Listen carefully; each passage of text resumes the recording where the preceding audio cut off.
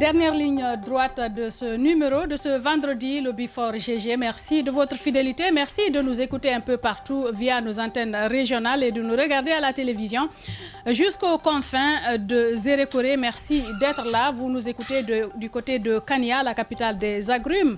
Et un peu plus loin à Mamou, la ville Carrefour, vous nous écoutez également sur Radio Espace Fouta. Vous nous écoutez également du côté de Kankan sur Radio Espace Kankan et à Boké sur Radio Espace Kakandé. Merci de votre fidélité.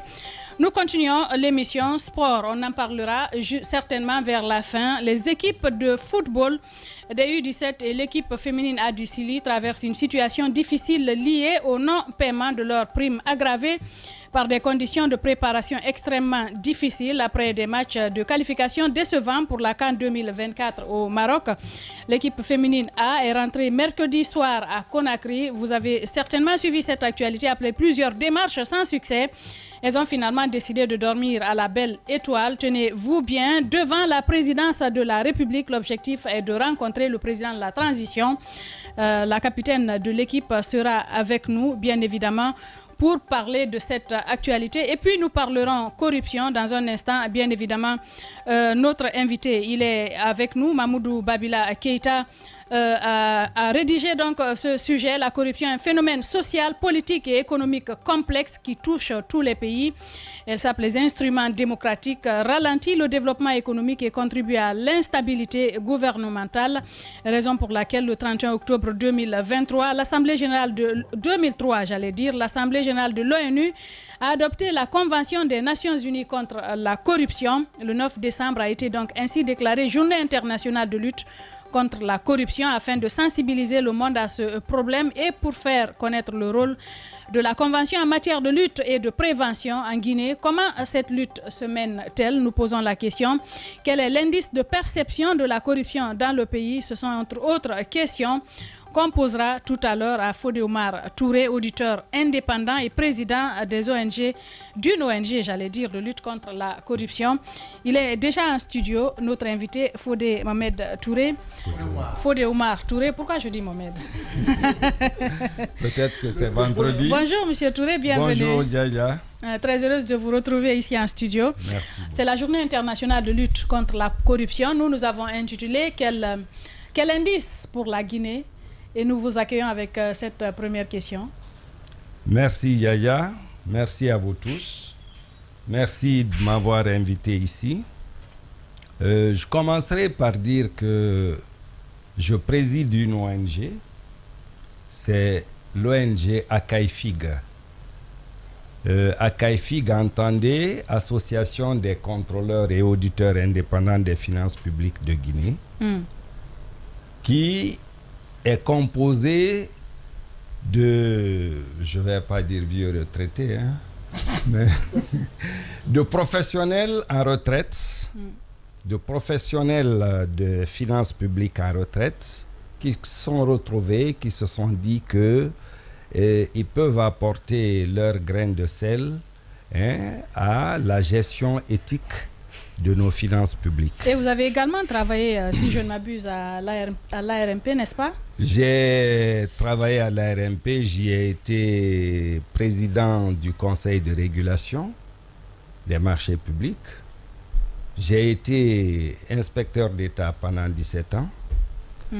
Et donc, tous mes condisciples, on s'est réunis, on s'est dit qu'on peut créer cette ONG pour mener la lutte citoyenne. Nous insistons sur le mot ou l'expression lutte citoyenne contre la corruption. Justement, la question que j'ai posée à l'entame, quel indice aujourd'hui, en parlant de corruption, la perception de l'indice de corruption en Guinée, comment peut-on l'exprimer? À quel niveau on en est, notamment dans la lutte contre la corruption? Merci Yaye. Sur cette question-là,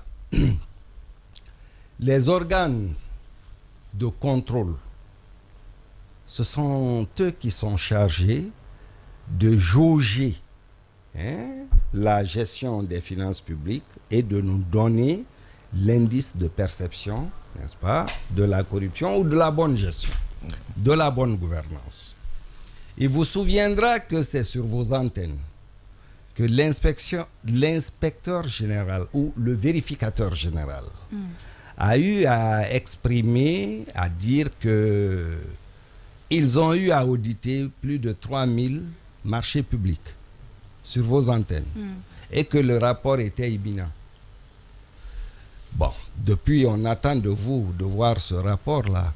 On pourrait savoir. Sinon, les statistiques existantes, eux, disent toujours, en Guinée, par année, il y a plus de 600 milliards de perditions en finances publiques, causées par la corruption. Mais cette chanson, ce disque-là est rayé. Il est vieux. Il nous faut de nouvelles données. Ces données-là ne peuvent être mobilisées que par les organes de contrôle.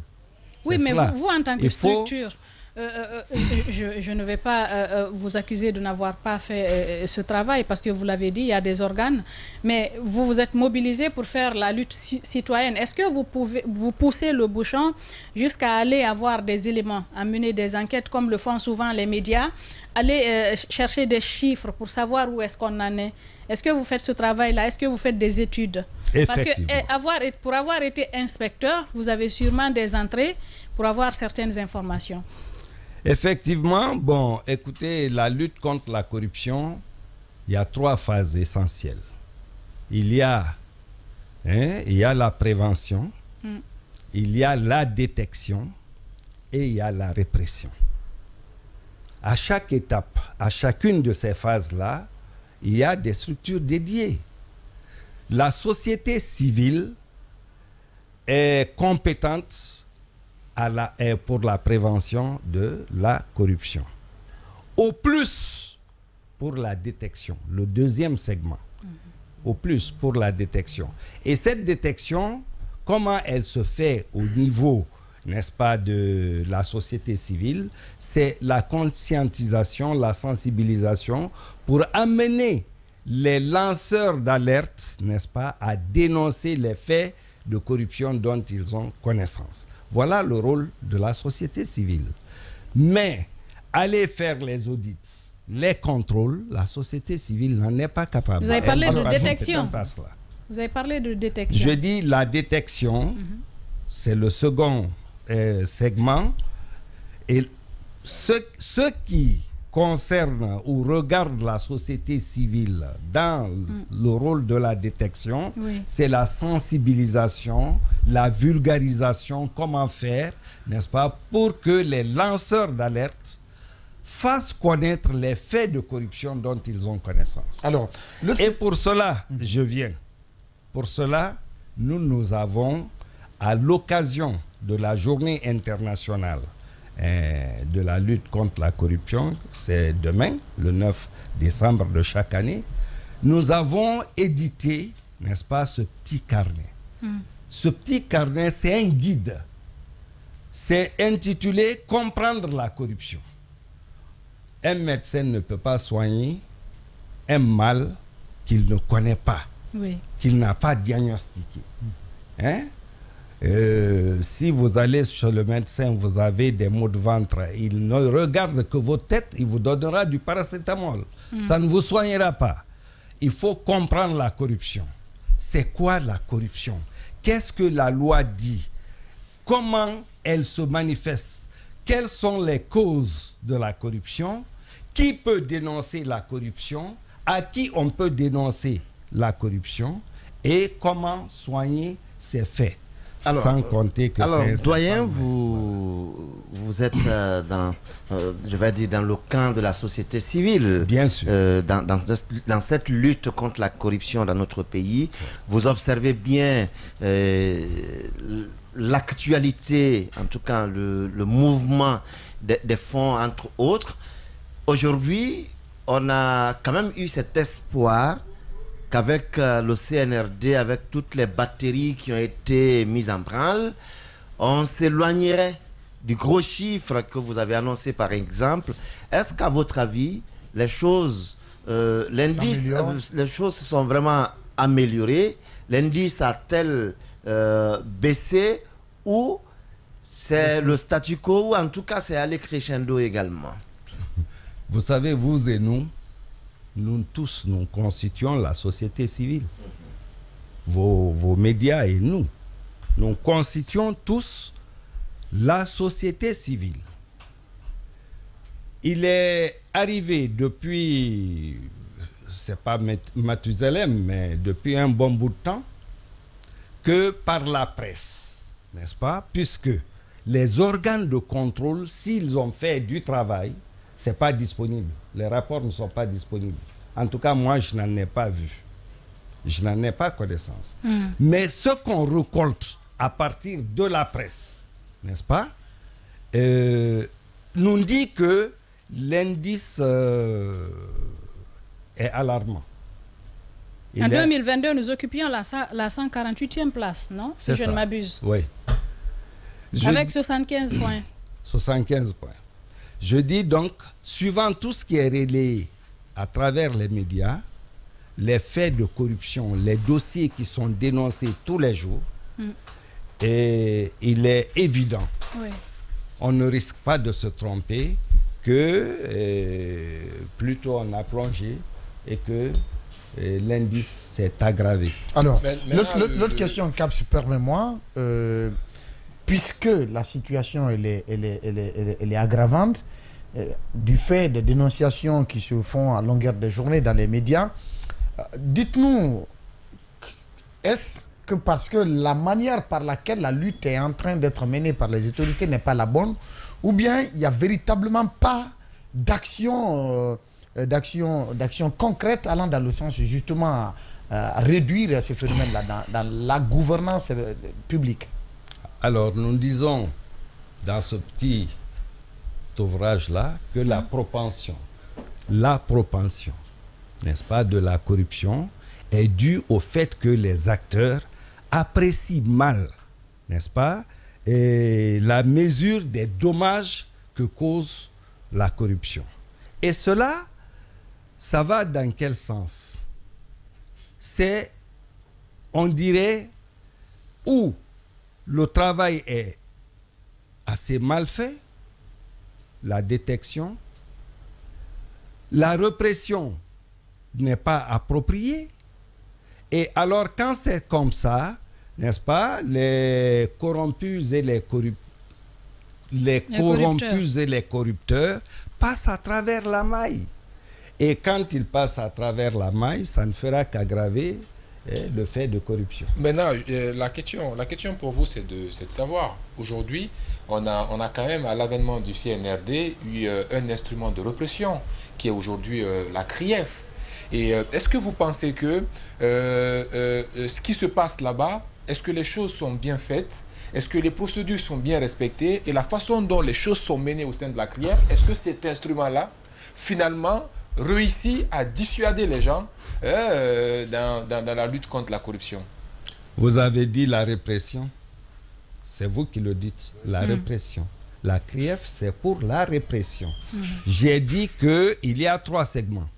Ça commence par la prévention, par ensuite la détection, avant d'arriver à la répression. Si vous commencez par la répression, qu'est-ce que vous avez détecté? Alors, et qu'est-ce que vous avez prévenu? Donc vous voulez dire que... Je viens, laissez-moi aller. Je viens, vous avez parlé... Permettez quand même qu'il clarifie sa question. Oui, mais que moi j'aille jusqu'au bout de mes idées. Ou bien...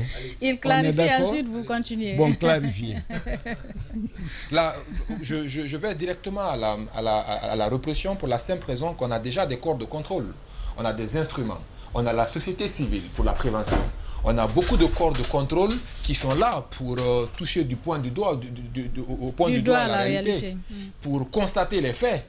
On a l'ANLC, on a beaucoup de corps de contrôle et on a même récemment vu, vous-même vous le citiez, l'agent judiciaire de l'État qui nous a sorti l'inspection générale qui nous a sorti beaucoup d'informations et quoi qu'on reste sous la fin à nouveau avec le rapport qu'il a promis pouvoir partager, à votre avis, justement, est-ce que vous pensez que l'instrument de répression s'y prend mal au regard de tous ces différents éléments à sa possession? Ce n'est pas que l'instrument de répression s'y prend mal. Je vous dis que si vous commencez par la répression, avant de passer par la prévention et la détection, il va sans dire que vous allez avoir des difficultés. On est d'accord? Oui. C'est vous qui le dites à longueur de journée. Les presses le disent à longueur de journée. C'est un constat. Des dossiers ont été exhibés devant vous pour dire ça, c'est l'effet de corruption que nous allons sanctionner, juger. N'est-ce pas? Mais depuis combien de temps les preuves ne sont pas arrivées? Depuis combien de temps? Et c'est vous qui le dites, qui le relève, qui est informé. Il n'y a pas de preuves sur tel dossier, il n'y a pas de preuves sur tel dossier. Alors, comment le sanctionner même? Comment le juger? Est-ce que ça veut dire en pareille circonstance que le travail n'a pas été bien fait en amont? Le travail n'a pas été bien fait en amont, ça c'est clair. Donc... Je ne risque pas de me tromper. Je vais vous dire une chose, Yaye. Il y a une expression, un concept sur lequel j'ai vu beaucoup de gens se tromper. C'est le concept de la reddition des comptes. Ce n'est pas un concept nouveau. Oui. Ce n'est pas en 2021 que l'on a créé le concept de la reddition des comptes. C'est aussi vieux que les finances publiques depuis qu'elles ont existé. Ça veut dire quoi tout juste?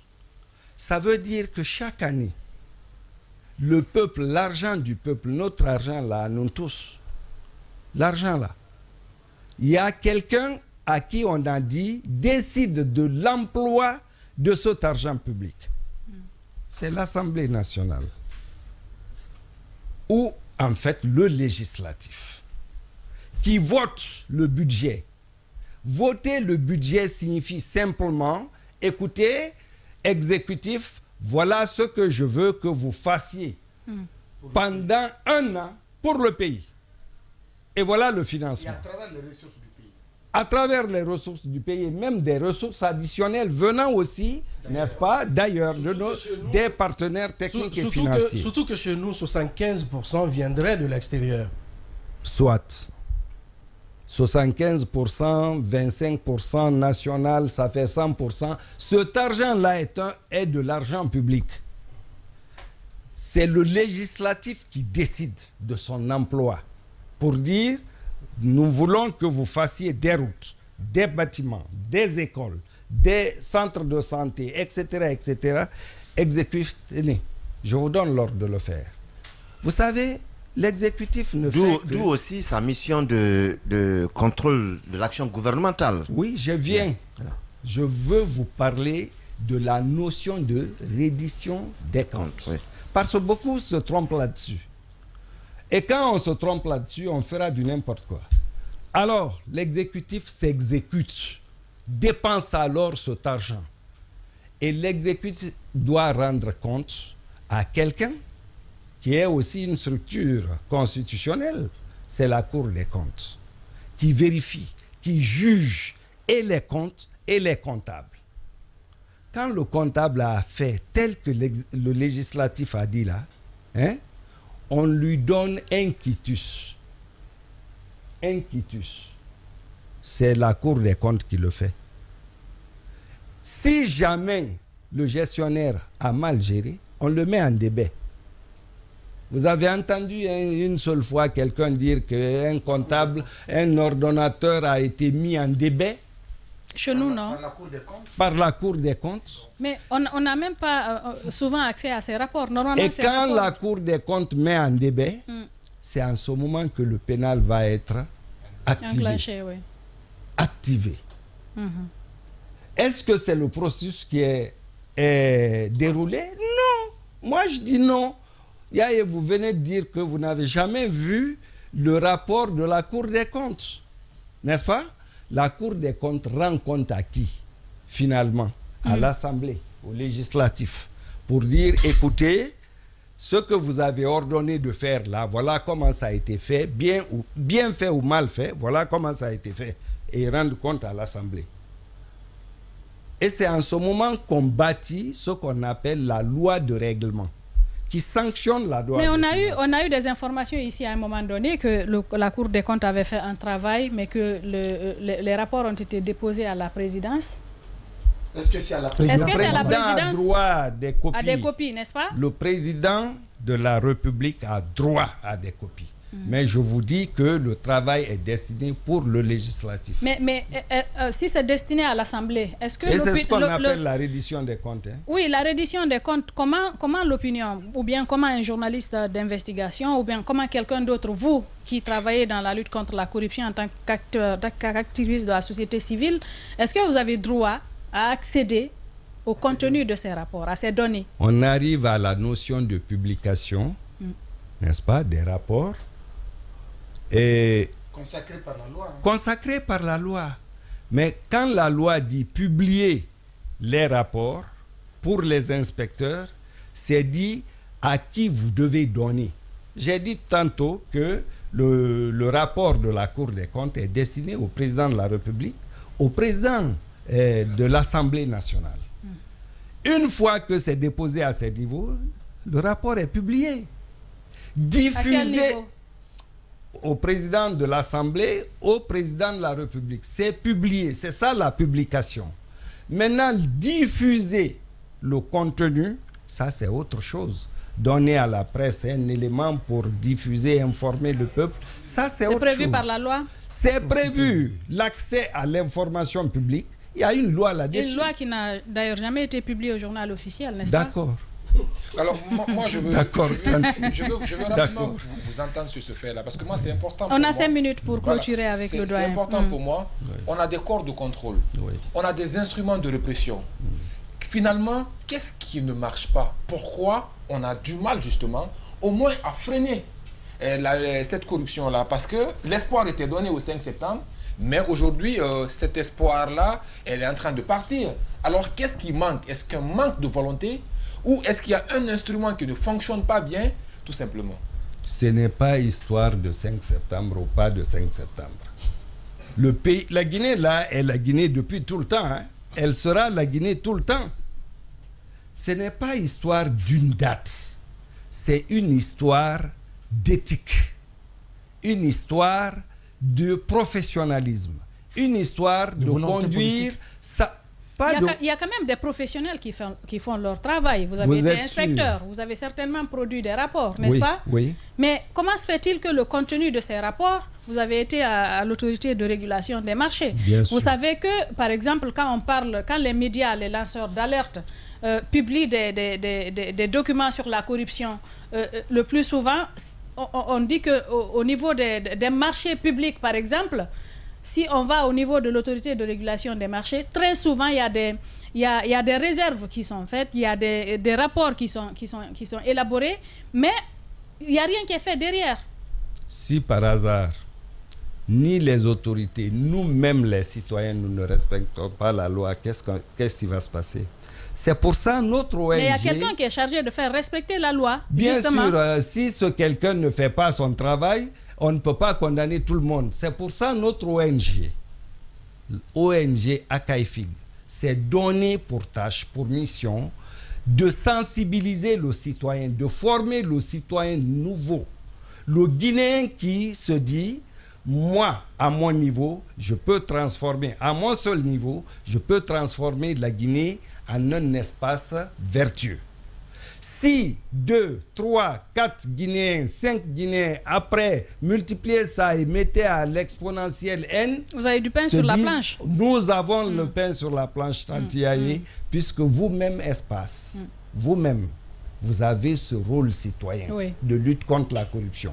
Et je vous apprécie. Tous les jours, vous vous battez ici, vous dénoncez des dossiers et ça ne bouge pas.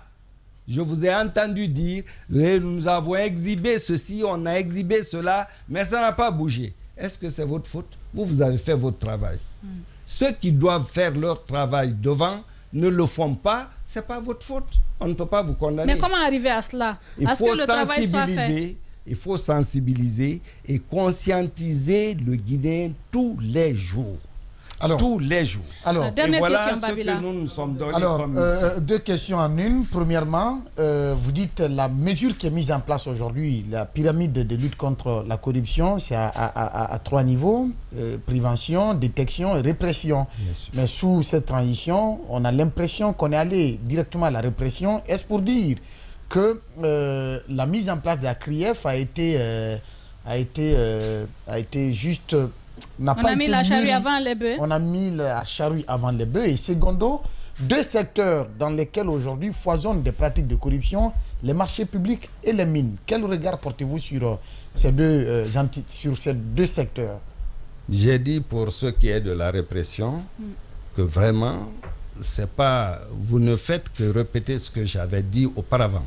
On a mis les charrues avant les bœufs. On est parti à la répression sans savoir qu'on devait d'abord détecter avant de réprimer. J'ai toujours dit qu'à l'école que moi j'ai pratiqué et que tous les contrôleurs ont pratiqué, le premier jour de l'ouverture de la classe, on vous dit attention, la preuve incombe à l'accusateur. Quand vous venez contrôler, vous devez chercher l'élément probant. Ah ben, c'est pas ce qu'on nous dit, l'élément probant. C'est pas ce qu'on nous dit maintenant, là. C'est ça la vérité. Et c'est ça que la loi, toutes les lois guinéennes confirment. Pour le cas des Kassori, on nous dit que la preuve incombe à l'accusé. Non. Non, Tanti. La preuve incombe. Attendez, c'est même simple, même si ce n'était pas la loi qui le disait. Vous voulez m'accuser. Ce mouchoir vous appartient. Je l'ai pris. Moi, je l'ai pris.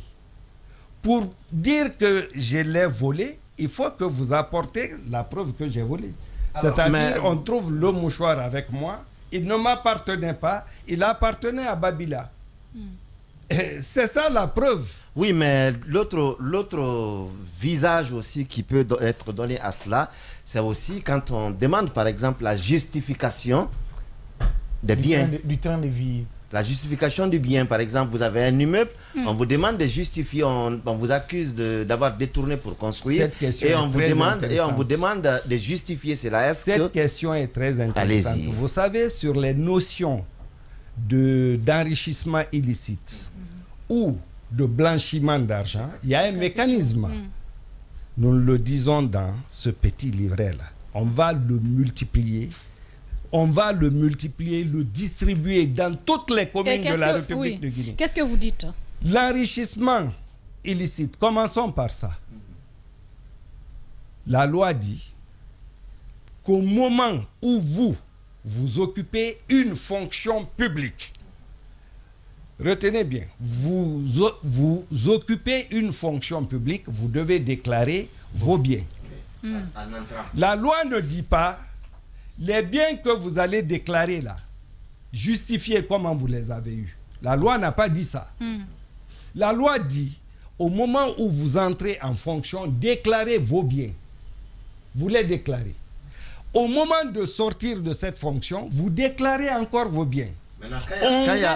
À supposer qu'on n'ait pas déclaré les biens en entrant. Je viens.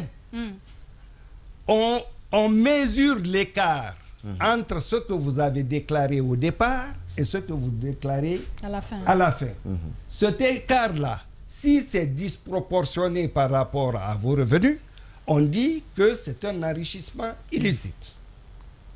Et vous devez justifier. C'est en ce moment qu'on dit que c'est un enrichissement illicite. Et vous devez justifier. Maintenant, Tanti, si vous ne déclarez pas au départ là, on ne dit pas que vous avez fait de l'enrichissement illicite, on dit que vous avez posé un acte de corruption. Point. C'est ce que la loi dit. C'est ce que le CNRD est en train de faire aujourd'hui. Écoutez, est-ce que les biens ont été déclarés avant le CNRD, il y en a aussi qui n'avaient pas déclaré. Peut-être après le CNRD, d'autres aussi, Babila aussi ne déclarera pas. Bon, dans tous les cas, ne pas déclarer ses biens est un acte de corruption. C'est ce que la loi 041 dit. Et cette loi-là, elle est en vigueur en République de Guinée.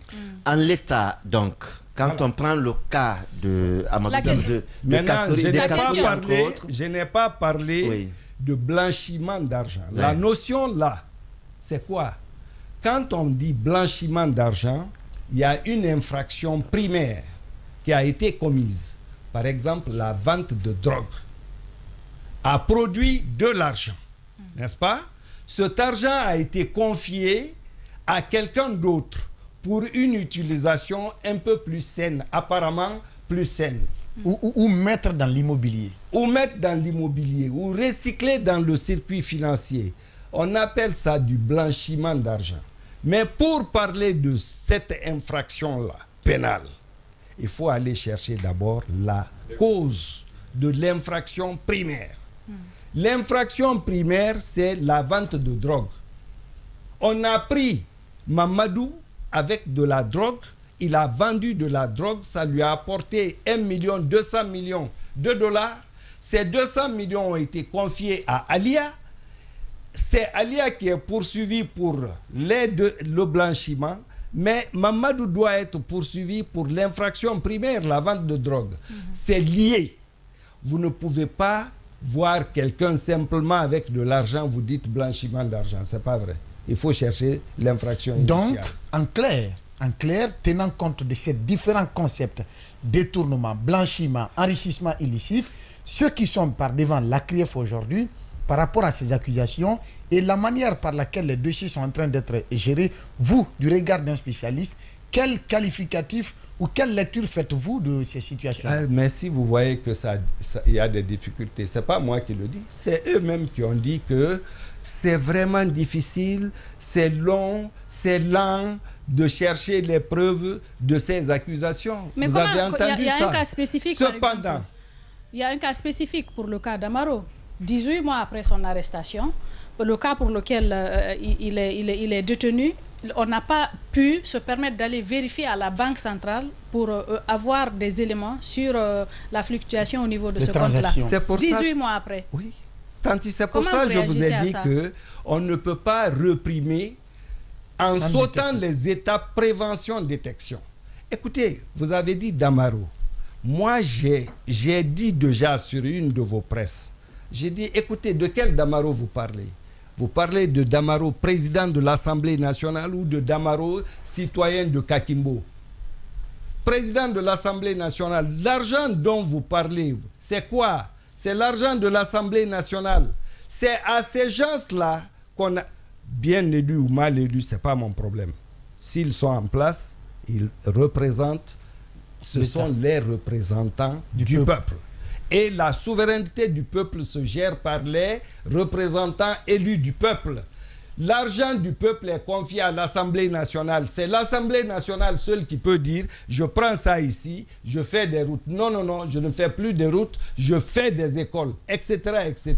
Ce n'est pas possible. Si on respecte la loi, écoutez, si on respecte la loi, c'est des cas qui ne doivent pas être discutés longtemps.